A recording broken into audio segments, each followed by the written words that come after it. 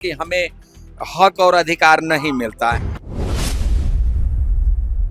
आपको लगता है सरकार आपकी बात सुनेगी, उस पे कोई कदम उठाएगी? देखिए, यहाँ पे चोर इतने बैठे हैं ना कि हमारी बात नहीं जाएगी।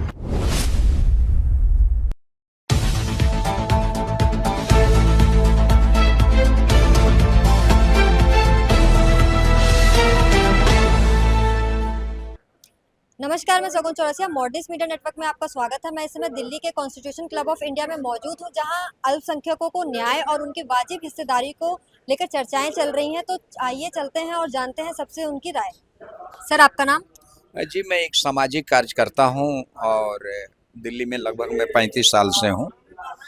और आज जो इस कार्यक्रम में हम लोग आए, इसका स्थापना ही 2017 में हुआ था और ये मावलांकर हॉल में हुआ था। उस समय से मैं इन लोगों के साथ जुड़ा हुआ हूँ। आज हमारा देश जो है ना, कई समस्याओं से गुजर रहा है। अभी आपको 10 तारीख हम लोग अंतर्राष्ट्रीय महिला दिवस का आयोजन हम लोगों ने किया राजेंद्र भवन में। ये सभी बहनें हमारे साथ थी।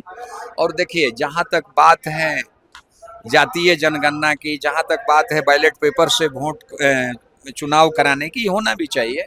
और सबसे बड़ी भागीदारी आज वहाँ पर होना चाहिए जहाँ पर कि हमें हक और अधिकार नहीं मिलता है। सर, आप बैलेट पेपर पे चुनाव होने चाहिए, इसके सपोर्ट में है, क्यों? नहीं, देखिए, आप इसको सपोर्ट में मैं इसलिए हूँ कि बैलेट पेपर से जब चुनाव होता है तो जहाँ तक मेरे को उम्मीद है कि उसमें किसी प्रकार की धांधली नहीं होती है और निष्पक्ष और स्वतंत्र चुनाव होता है। हेलो मैम, आपका नाम? मेरा नाम ज्योति माला है। तो मैम, जैसा कि आपने बोला कि सारी गवर्नमेंट चीज़ें प्राइवेट होती जा रही हैं और जो प्राइवेट बची हैं वो ठेकेदारों के हाथ में चली जा रही हैं। तो मैम, इससे आपका क्या अभिप्राय है? मतलब आप सरकार तक क्या मैसेज पहुंचाना चाहती है और हम पे वो कैसे लागू होगा?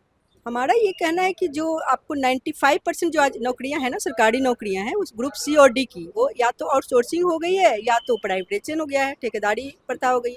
उसमें आप देखेंगे कि जब बहाली होती है तो अपने रिश्तेदारों को, अपने उसको बुला करके उसमें रख लेते हैं।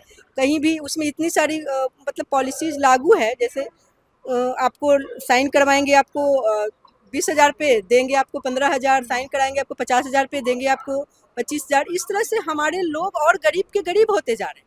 तो कम से कम उनको सी और डी की नौकरियां पहले थी, सरकारी थी, तो हमारे लोग पहुंच जा रहे थे उसमें। मतलब SC ST OBC और माइनॉरिटी की बात कर रही हूँ, तो वो पहुंच जा रहे थे, तो उनको कम से कम दिमाग में रह रहता था कि पेंशन भी हमें मिलेगा बाद में। अब तो 2002 के बाद पेंशन भी खत्म कर दिया गया है, जब से ये सब चीज़ें आई है। ग्लोबलाइजेशन 1991 की बात कर रही हूँ मैं।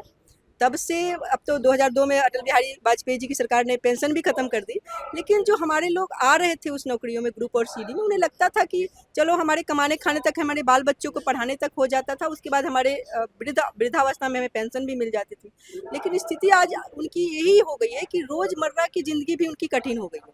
क्योंकि उनके जो कंपनियों में काम करते हैं, अगर मान लीजिए कि हमारे लोगों को रख भी लें ऐसे कामों में, नीचे के कामों में, उनको काम तो हम हमारे लोग से ही करवाते हैं, लेकिन वो रखने के बावजूद भी उनकी पैसे इतना कम देते हैं और उसमें इतनी लेबर लॉ, फलना लॉ लगा दिए जाते हैं कि जब उसको उनके ऊपर तलवार लटकी होती है, कभी भी वो नौकरी से निकाल देते हैं। तो ये स्थिति ST ST OBC यानी माइनॉरिटी जो 90% जनसंख्या है, उसके लिए कहीं से ये सही नहीं।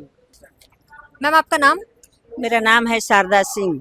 मैम, जो ये इवेंट चल रहा है और जो ये रिजर्वेशन की बात हो रही है, तो इससे आपको मतलब सरकार से आपको क्या उम्मीदें हैं, कि क्या लगता है? देखिए, सरकार से यही उम्मीद है कि हम भगवान के यहाँ से, ईश्वर के यहाँ से 2 ही उपाय हैं, एक नर एक नारी, फिर जातिवाद क्यों का?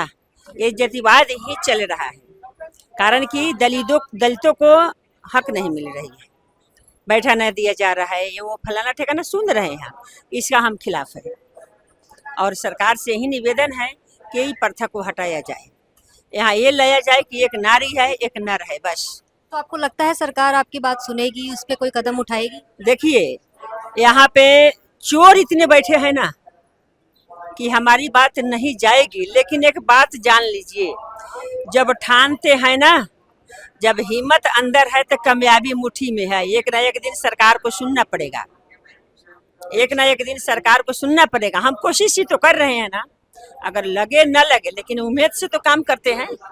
उम्मीद तो है कि हाँ, सरकार मेरी सुनेगी एक दिन, ये हक मिलना चाहिए। दूसरी बात कि हम जो है, आज बाबा साहब को जो बलिस्टर बनाया, पढ़ने के लिए लंदन भेजा, कौन था? एक ब्राह्मण थे। एक ब्राह्मण उनको बलिस्टडी पढ़ाया, उनको संविधान बनाने के लिए हक दिया। कौन दिया? ब्राह्मण। फिर आज ब्राह्मण और भुंजार क्यों? ऊंच नीच क्यों? जब उस दिन ऊंच नीच नहीं देखा गया तो आज क्यों? आज भी नहीं होना चाहिए। ठीक है, जब उस दिन एक ब्राह्मण पढ़ाया है उनको, अगर ब्राह्मण को समझता कि ये दलित है तो हम इसको नहीं पढ़ाएंगे, तो ब्राह्मण क्यों पढ़ाया उनको? फिर आज क्यों? नहीं कहना है, इतना ही वाणी पे मैं विराम दूंगी। धन्यवाद। जय हिंद, जय भारत। शुक्रिया मैम आपका। तो जैसा कि आपने देखा और सुना भी, लोगों को सरकार से क्या क्या उम्मीदें हैं और देखना ये होगा कि सरकार इस पर क्या क्या कदम उठाती है। कमेंट करके अपनी राय जरूर बताएं और तब तक के लिए हमारे साथ बने रहें मॉडर्न मीडिया न्यूज़ के साथ।